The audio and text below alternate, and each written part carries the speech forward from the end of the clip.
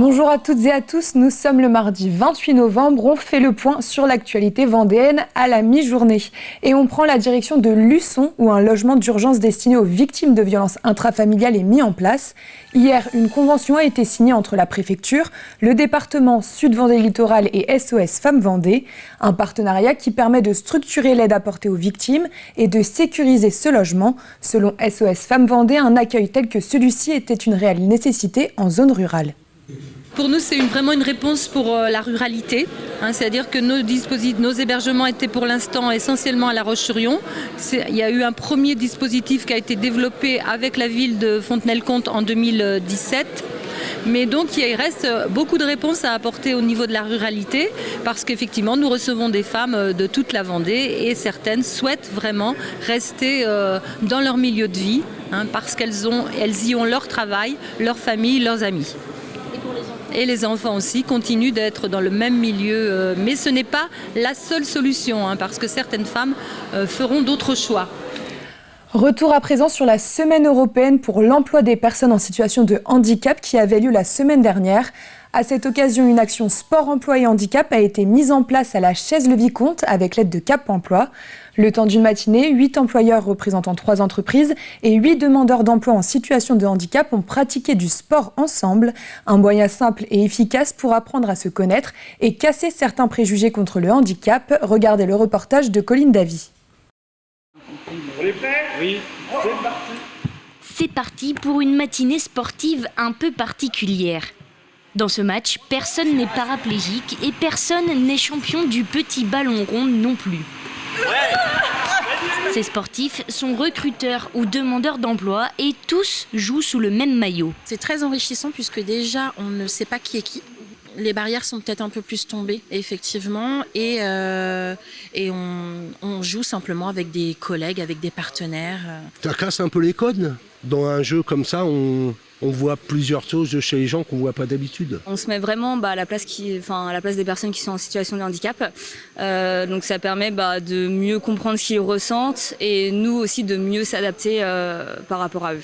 Organisée avec l'appui de Cap Emploi, cette action permet de réunir ces deux profils qui se complètent dans un cadre différent. Pas d'entretien formel, pas de stress, juste du sport avec un objectif simple. C'est de permettre aux employeurs et aux personnes en situation de handicap, demandeurs d'emploi, de se rencontrer. On est bien sur une rencontre en fait. Après, si ça matche sur un emploi, c'est top, quoi. C'est vrai que l'activité sportive amène ce petit plus où on a envie d'aller ensemble faire quelque chose. Donc on espère que ça va concrétiser, aller faire ensemble quelque chose, mais dans l'entreprise. Car le but final est bien de changer le regard sur le travail en entreprise et le sport est un moyen de le faire comprendre. Beaucoup d'employeurs ont tendance à voir les personnes en situation de handicap comme des gens qui vont être moins productifs ou qui vont avoir plus d'arrêt de travail. Ce qui n'est pas obligatoirement vrai.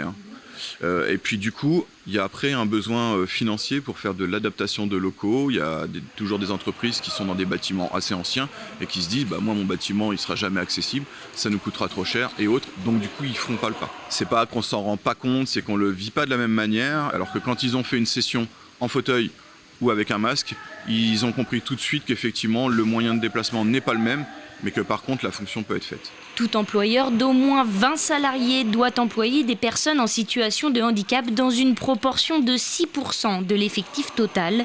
Il suffit parfois de peu pour parvenir à ces objectifs. Partons maintenant à la découverte de Si Yousoun. Cet artiste breton itinérant a posé ses valises et ses tableaux dans le poste de secours de Jars-sur-Mer pour 6 mois. Une résidence d'artistes atypique qui résulte d'un partenariat avec la commune. Si Yousoun organise des ateliers artistiques pour les habitants. Grégoire de Châtillon l'a rencontré face à l'océan. Il n'y a qu'un pas entre sa chambre et son atelier. Si Yousoun, c'est son nom d'artiste, a posé ses valises ici, dans ce poste de secours de la plage de Boisvinet à Jars-sur-Mer, un lieu à cette saison disponible. Libéré de ses nageurs sauveteurs, l'artiste touche-à-tout s'installe régulièrement dans des lieux originaux. Ce poste de secours est alors pour lui une résidence de choix. Je débarque dans des lieux qui sont totalement pas faits pour ça et qui deviennent pour moi complètement atypiques, insolites, extraordinaires au sens premier du terme, ce qui est complètement le cas ici. Enfin, c'est complètement incroyable d'être 24 heures sur 24 pendant 6 mois face à la mer. Je fais 3 pas, j'ai les pieds dans le sable. Un échange de bons procédés entre la commune de Jars-sur-Mer, propriétaire des lieux, et cet artiste finistérien. Un artiste qui, en échange, proposera un certain nombre d'ateliers à la population locale. Arrivé depuis la mi-octobre pour une durée de 6 mois, Silousoun dort, travaille, expose et vend ses œuvres sur place. C'est un lieu qui me sert d'atelier, donc je travaille. Je dessine, j'écris, je fais de la musique. Et puis, c'est un lieu qui sera aussi, qui a déjà commencé à être ouvert au public. Donc là, on entre par ce niveau là, qui donne sur la mer, avec l'espace qui sert habituellement aux maîtres nageurs sauveteurs. Et puis, quand on descend, on a le sous-sol qui habituellement a un autre usage, hein, évidemment, qui accueille le matériel pour la surveillance et qui là accueille effectivement des grands formats, des grands dessins. De la poésie, de la tendresse colorée et enfantine réalisée à l'encre, comme des songes pour s'évader, des dessins, des ouvrages, de la musique, un roman pour adultes, un artiste à rencontrer, des œuvres à découvrir, face à l'océan, tous les week-ends, au poste de secours de Jars-sur-Mer. Si vous êtes à la recherche de résolutions ou de défis pour l'année 2024, l'association Les Bains de Saint-Gilles-Croix-de-Vie et le collectif de baigneurs des Sardines 4 saisons sont à la recherche de volontaires pour le premier bain de l'année. Ce défi avait attiré 1200 personnes en 2023. Si vous êtes motivé, les inscriptions ouvrent vendredi sur le site internet de la ville et le rendez-vous est donné le 1er janvier prochain à 15h30 sur la grande place de Saint-Gilles. Pour la ville, le record, c'est 1800 participants, c'est 6-7 000 spectateurs, donc c'est probablement l'événement le plus important en nombre de participants pour la ville de Saint-Gilles-Croix-de-Vie. Et pour les Vendéens, eh bien, on les invite tous, justement. Si on pouvait être plus nombreux, plein de Vendéens sur cette plage à Saint-Gilles-Croix-de-Vie, en plus des Gilocruciens, eh bien, nous pourrions peut-être battre les Bretons. Il faut venir voir, parce que les gens, ils trépignent, ils chantent, ils dansent, il y a de la sono, il y a de l'animation. Et vous avez cette notion de défi d'aller se jeter dans une eau qui est à 9-10 degrés à peu près. Et évidemment, on a une petite appréhension. Et tout le monde passe un excellent moment, même les spectateurs.